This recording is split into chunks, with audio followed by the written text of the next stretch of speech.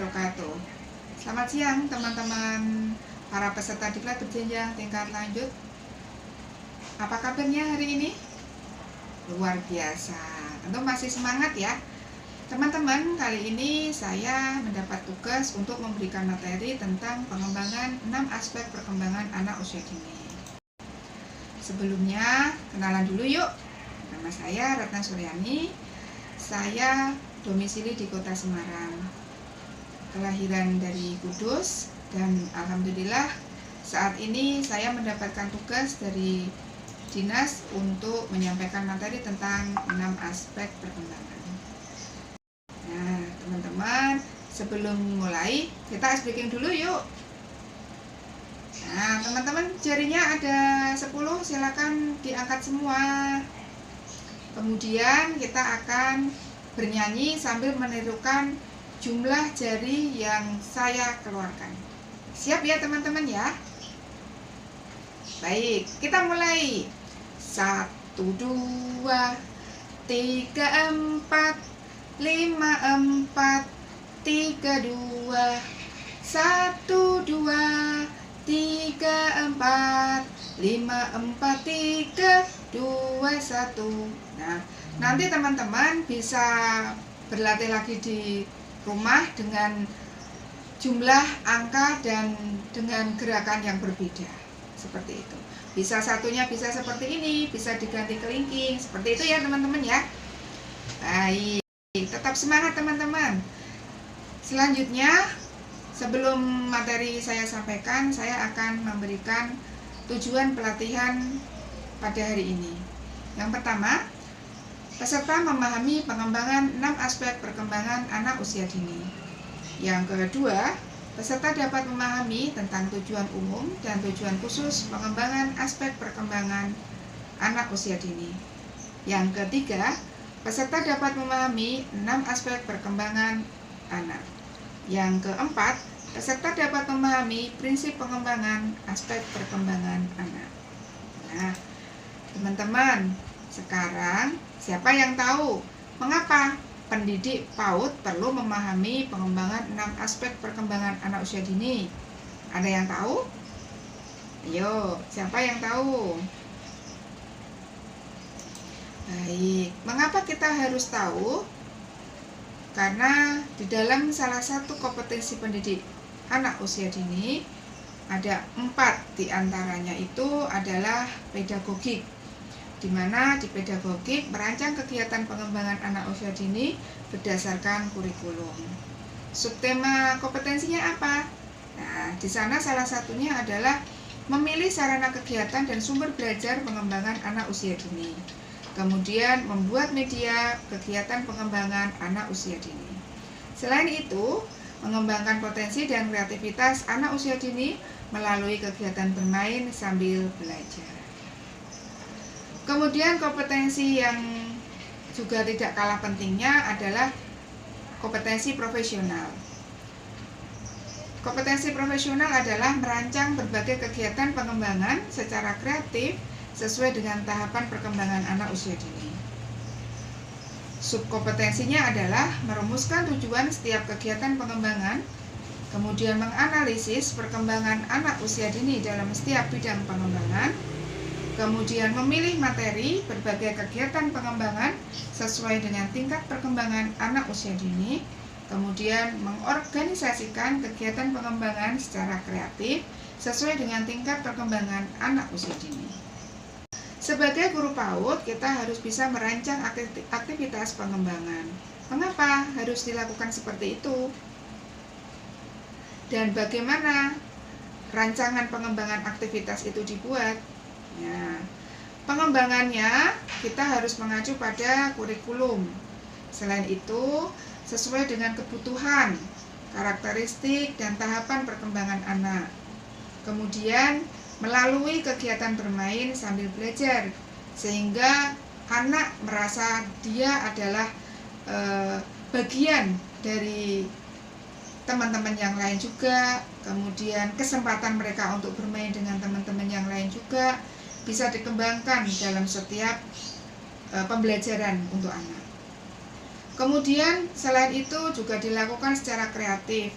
Jadi beri kesempatan kepada anak untuk bisa mengembangkan imajinasinya, kreativitasnya sesuai dengan apa yang diinginkannya.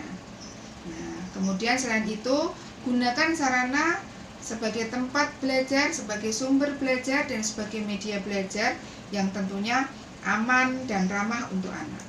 Tujuan dan lingkup pengembangan ini membantu anak mencapai pertumbuhan dan perkembangan yang sesuai dengan tugas perkembangannya, terutama pada rentang usia anak. Apa saja yang harus diperhatikan dan tujuan lingkup perkembangannya? Di antaranya adalah 1. Program, 2. Metode, yang ketiga media, dan menata lingkungan main.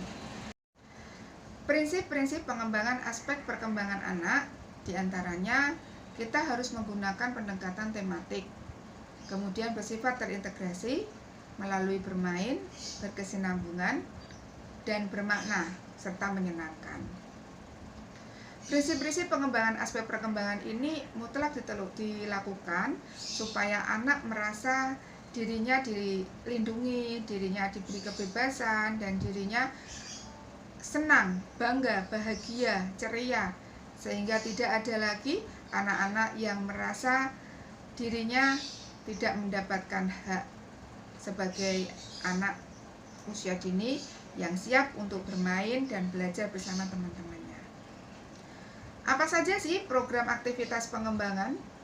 Di antaranya ada, karena 6 aspek perkembangan, maka ada 6 pengembangan yang harus kita tanamkan kepada anak usia dini.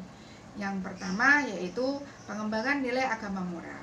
Di sana kita mengajarkan ke anak tentang karakter, budi pekerti, pendidikan akidah, akhlak berdasarkan agama yang dianutnya. Contoh misalkan di agama Islam, dia harus bisa mengetahui bagaimana cara sholat, apa bacaan surat-surat, bagaimana cara melafalkannya, seperti itu. Kemudian yang selanjutnya adalah program pengembangan fisik motorik. Di dalam pengembangan fisik motorik ini dibagi menjadi 2. Ada motorik kasar dan ada motorik halus. Motorik kasar di sini adalah yang berkaitan dengan perkembangan fisik anak, dengan kekuatan tangan, kekuatan kaki, kekuatan gerak badannya, sehingga anak-anak bisa melakukan kegiatan sesuai dengan apa yang menjadi tahap perkembangannya. Contoh misalkan meniru gerakan binatang, kemudian melompat, meloncat, berlari, dan melakukan kegiatan secara terarah seperti senam, kemudian menari, melakukan kegiatan yang dilakukan untuk memindah badannya secara fisik, seperti itu. Yang selanjutnya yaitu motorik halus. Di motorik halus ini anak nanti akan dikembangkan, dikenalkan, diberi stimulus untuk memperkenalkan kepada anak tentang macam-macam garis, untuk garis lengkung, menciplak, kemudian berekspresi, menggunakan berbagai media, mengontrol gerakan tangan pada motorik halusnya dengan menjumput, kemudian mengelus, mencolek, mengepal, memelintir atau memilin, dan semua itu dilakukan untuk melatih kekuatan anak menulis dengan menggunakan jari-jarinya. Dengan menggunakan jari-jarinya ini, maka jari-jarinya dia akan kuat, sehingga untuk persiapan dia menulis, dia akan mencapai tahapan persiapan menulis secara baik dan maksimal. Seperti itu. Selanjutnya, pengembangan bahasa. Dalam pengembangan bahasa ini, anak-anak dilatih untuk bisa mengemukakan bahasa, kemudian mengucapkan kalimat secara terstruktur. Bagaimana cara menstimulusnya? Mungkin dengan menyimak perkataan orang, mengenal suara-suara hewan, suara-suara orang dewasa, kemudian menceritakan kembali apa yang sudah diceritakan oleh bu guru, oleh orang tuanya. Kemudian dia juga bisa berpendapat setelah mengemukakan, setelah bercerita, setelah dia membaca. Meskipun membacanya itu membaca buku, bergambar, tetapi anak diharapkan juga bisa bercerita, menceritakan kembali apa yang sudah ia tahu dari isi buku tersebut. Kemudian menjawab pertanyaan sesuai dengan pertanyaannya, kemudian bisa menjawab apa yang dijawab, apa yang menjadi pertanyaan dia. Mungkin dalam tahapan anak perusia beda-beda. Nah, ini nanti juga ada perkelompokan di dalam usia. Kemudian yang selanjutnya, program dan aktivitas pengembangan pada bidang kognitif. Di sini anak dikenalkan berbagai lambang bilangan, berbagai bentuk ukuran, kemudian konsep bilangan dan lambang bilangan, kemudian mengenal lambang-lambang huruf yang tentu saja dilakukan dengan cara yang sangat menyenangkan dan sambil bermain. Kemudian program dan aktivitas pengembangan sosial emosional ini bisa dengan cara anak berinteraksi dengan teman sebayanya.